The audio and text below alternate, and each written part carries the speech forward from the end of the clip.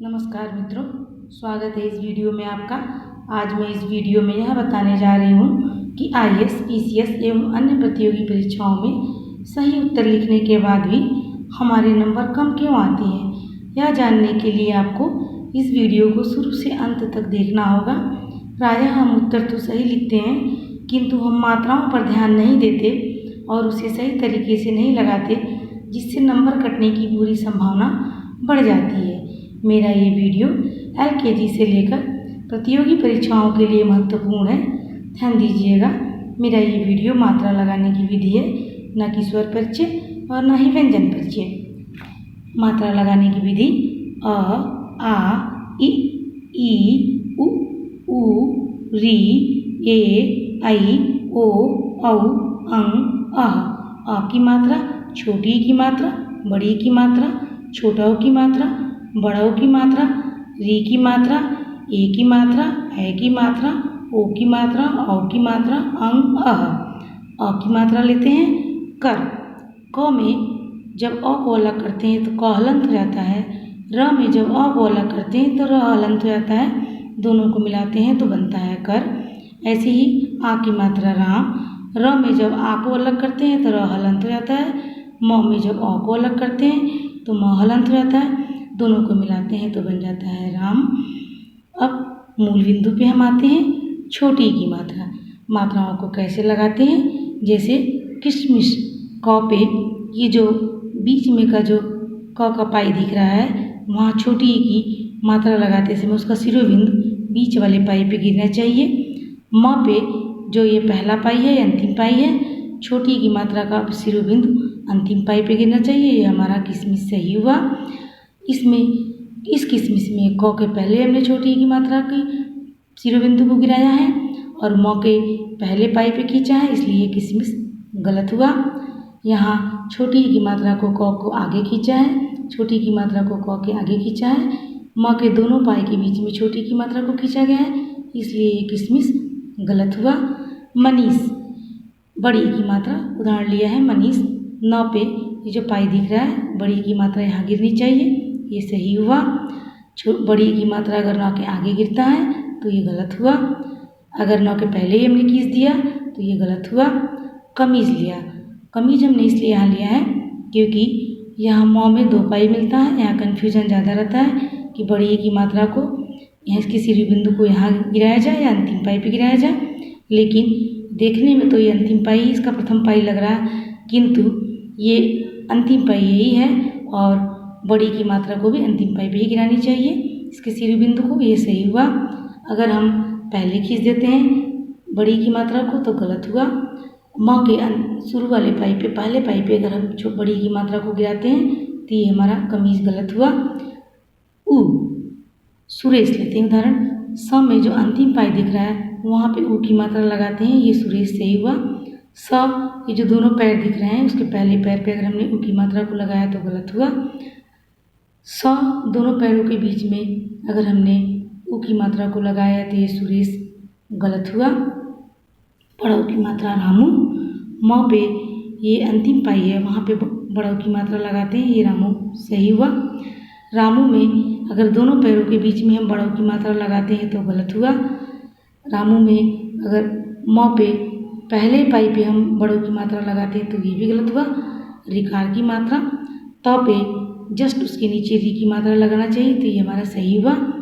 त पे पहले अगर रिकार की मात्रा लगाते हैं तो ये गलत हुआ।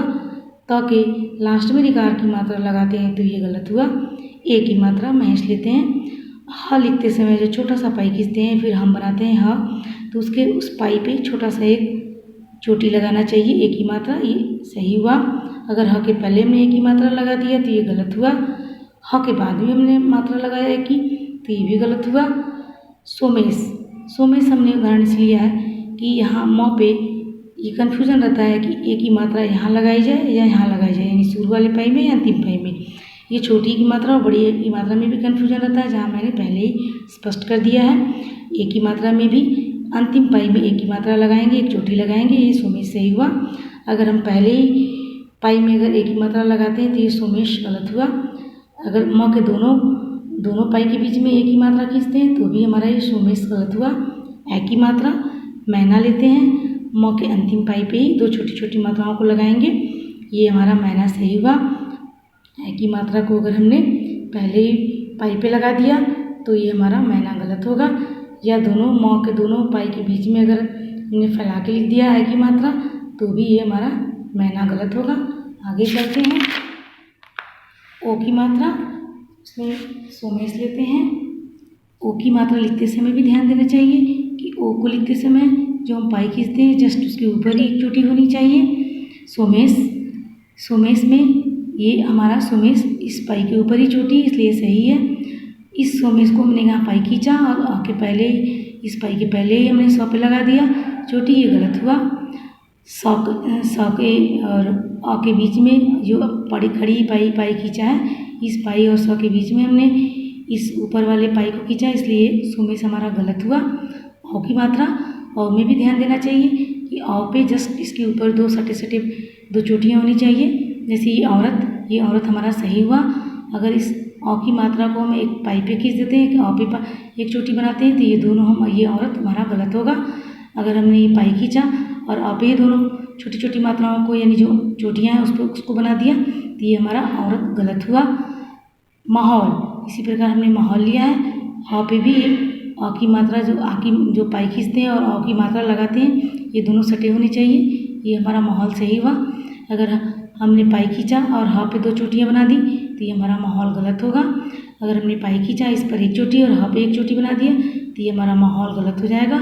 अंक की मात्रा, उदाहरण लिया मनसा। अंक की मात्रा में बहुत लोगों को कन्फ्यूजन रहता है कि अंक की मात्रा को ये अंतिम पाई पे लगाया जाए या पहले पाई पे या बीच में, जहाँ तहाँ लोग लगा देते हैं।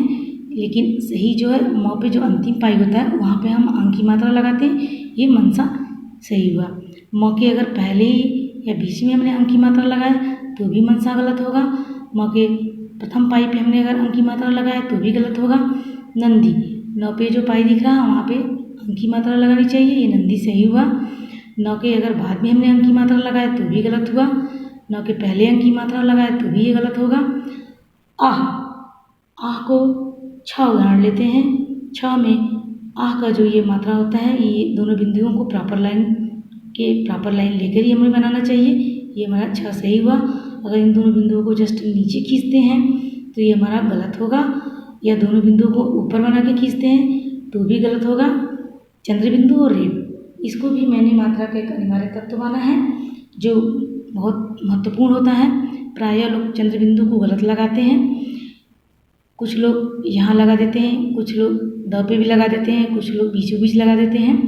लेकिन चांद गण लिया है, ये जो आ की मात्रा है जस्ट उसके ऊपर चंद्र बिंदु लगाना चाहिए, ये हमारा चांद सही हुआ। अगर हमने पहले ही लगा दिया या बीचों बीच में चंद्र बिंदु लगा दिया, चौ पे आ की मात्रा और इन दोनों के बीच में लगा दिया चंद्र बिंदु, तो ये गलत हुआ। या चौ पे आ की मात्रा लगा चंद्र बिंदु को लगा दिया तो भी ये गलत हुआ। अब हमने लिया है घूंट, यहाँ आ की मात्रा थी, यहाँ आ की मात्रा नहीं है। जब आ की मात्रा नहीं रहता है तो जब आ की मात्रा है तो आ की मात्रा पे चंद्र बिंदु लगाते हैं, किंतु आ की मात्रा ये नहीं है तो ये अंतिम पाई है उस पर हम चंद्र बिंदु लगाते हैं, ये हमारा घूंट सही हुआ। अगर हमने इसे पहले लगा दिया तो भी गलत हुआ, अगर बीच में लगाया तो भी गलत हुआ। रेफ, उत्कर्ष में ये 100 पे 2 हमें पाई दिख रहा है, एक यहाँ पे पाई एक दिख रहा है, एक यहाँ पाई, तो जो अंतिम पाई है वहाँ हम र को लगाते हैं, ये उत्कर्ष हमारा सही हुआ। अगर ये दोनों पाई पे प्रथम पाई पे अगर हमने रेफ को लगा दिया तो ये गलत हुआ। अगर श के दोनों पाई के बीच में अगर हमने रेफ लगाया तो भी ये गलत हुआ। उम्मीद है, आशा करती हूँ कि ये वीडियो आपको पसंद आया होगा। सब्सक्राइब ज़रूर करिएगा। धन्यवाद।